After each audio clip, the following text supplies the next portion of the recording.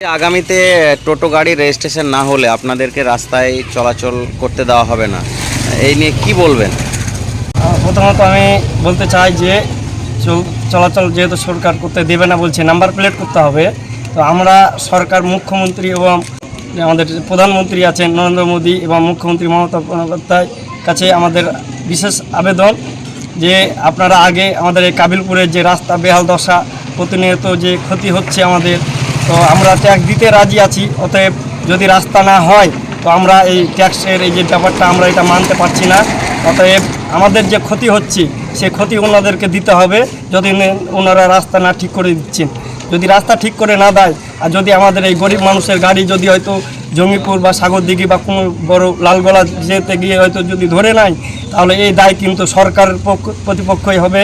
আমাদের রাজ্য মাননীয় মুখ্যমন্ত্রী এবং ওনার যে এমএলএ এমপি গণেরা আছেন বারবার আমাদের এই মিথ্যে প্রতিশ্রুতি দিয়ে আমাদের রাস্তা হচ্ছে না, এই বেহাল দশা করে রেখেছেন আমাদের এই কাবিলপুর অঞ্চলের রাস্তা। আপনারা প্রতিনিয়ত দেখতেই পাচ্ছেন যে আমাদের এই কাবিলপুর অঞ্চলে একটির পর একটি অ্যাক্সিডেন্ট হতেই থাকছে। আজকে চাকা ভেঙে যাচ্ছে, কালকে গাড়ির হাঁড়ি ভেঙে যাচ্ছে, কবে মোটর পুড়ে যাচ্ছে। অতএব আমরা গাড়ি উল্টে যাচ্ছে। অতএব আমরা ট্যাক্স দিতে রাজি আছি, কিন্তু যতদিন রাস্তা না ঠিক করে দেবে কাবিলপুর অঞ্চলের, আমরা 1 পয়সার ট্যাক্স দেবো না।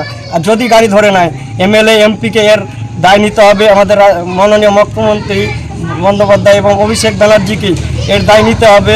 এবং আমরা বলতে চাই যে এই যে আমাদের পার্শ্ববর্তী যে লালগোলা থানা, সেখানকার তারানগর গ্রামের অঞ্চলে যে তারানগর গ্রাম, সেই গ্রামের যে ভয়াবহ অবস্থা, বাড়িঘর ভেঙে যাচ্ছে, তলিয়ে যাচ্ছে, এই অ্যাকশন ওনাদেরকেও নিতে হবে। আমরা পার্শ্ববর্তী মানুষ হয়ে আমাদের বুক ফেটে যাচ্ছে যে আমরা হয়তো সুখে থাকবো, ওনারা ওদের যে বাড়িঘর ভেঙে যাচ্ছে ওদের বুকটা ফেটে যাচ্ছে। অতএব আমরা চাই ওই পর্দাটা বাঁধানো হোক, যেমন সমুদ্রের ধারে যেমন দীঘায় বাঁধানো আছে সেভাবে বাঁধানো হোক। আগামী দিনে যেন কোনো মানুষ হাহাকার না করে এবং যেন বুক ফাটা কান্না তাদের মুখ থেকে না আসে।